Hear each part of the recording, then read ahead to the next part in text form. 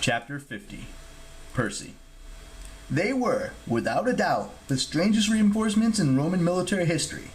Hazel Riordan, who had recovered enough to carry one person at normal horse speed, though he cursed about his aching hooves all the way downhill. Frank transformed into a bald eagle, which Percy still found totally unfair, and soared above them.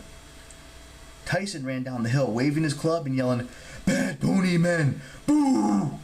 while Ella fluttered around him reciting facts from an old farmer's almanac. As for Percy, he rode Miss O'Leary into battle with a chariot full of imperial gold equipment clanking and clinking behind him, the gold eagle standard of the 12th Legion raised high above him. They skirted the perimeter of the camp and took the northernmost bridge over the Little Tiber, crossing into the fields of Mars at the western edge of the battle. A horde of Cyclops was hammering away at the campers of the 5th cohort, who were trying to keep their shields locked just to stay safe. Seeing them in trouble, Percy felt a surge of protective rage. These kids had taken it in. This was his family. Then he shouted, "5th cohort!" and slammed into the nearest Cyclops. The last things the poor monster saw were Miss O'Leary's teeth. After the Cyclops disintegrated, they stayed disintegrated, thanks to death. Percy leapt off his hellhound and slashed wildly through the other monsters. Tyson charged at the Cyclops leader, Ma Gasket, with her chainmail dress splattered with mud and decorated with broken spears. She gawked at Tyson and started to say, "Ha!" Tyson hit her in the head so hard she spun in a circle and landed on her rump. "Bad Cyclops lady," he bellowed. "General Tyson says, go away!" He hit her again and Ma Gasket broke into dust. Meanwhile, Hazel charged around an Arian, slicing her spoutly through one Cyclops after another, while Frank blinded the enemies with his talons. Once every Cyclops within 50 yards had been reduced to ashes, Frank landed in front of his troops and transformed into a human. His centurion's badge and the mural crown gleamed on his winter jacket. "5th cohort," he bellowed. "Get your imperial gold weapons right here!" The campers recovered from their shock and mobbed the chariot. Percy did his best to hand out equipment quickly. Let go! Let's go! Dakota urged, grinning like a madman as he swigged red Kool-Aid off his flask. "Our comrades need help!" Soon the 5th cohort was equipped with new weapons and shields and helmets.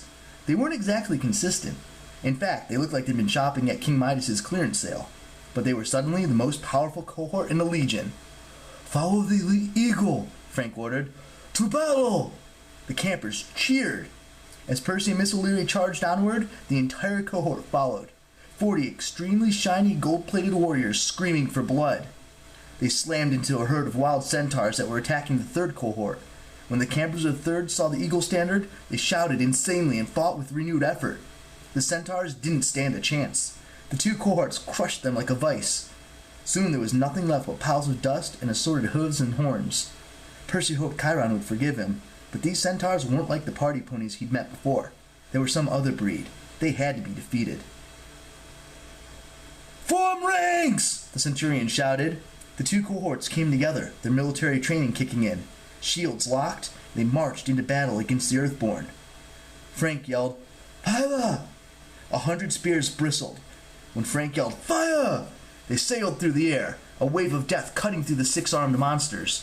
The campers drew swords and advanced towards the center of the battle. At the base of the aqueduct, the 1st and 2nd cohorts were trying to encircle polyboats, but they were taking a pounding. The remaining Earthborn threw barrage after barrage of stone and mud. Carpy grain spirits, those horrible little piranha cupids, were rushing through the tall grass, abducting campers at random, pulling them away from the line. The giant himself kept shaking basilisks out of his hair. Every time one landed, the Romans panicked and ran. Judging from their corroded shields and the smoking plumes on their helms, they'd already learned about the basilisk's poison and fire. Reyna soared above the giant, driving in with her javelin whenever he turned his attention to the ground troops. Her purple cloak snapped in the wind. Her golden armor gleamed.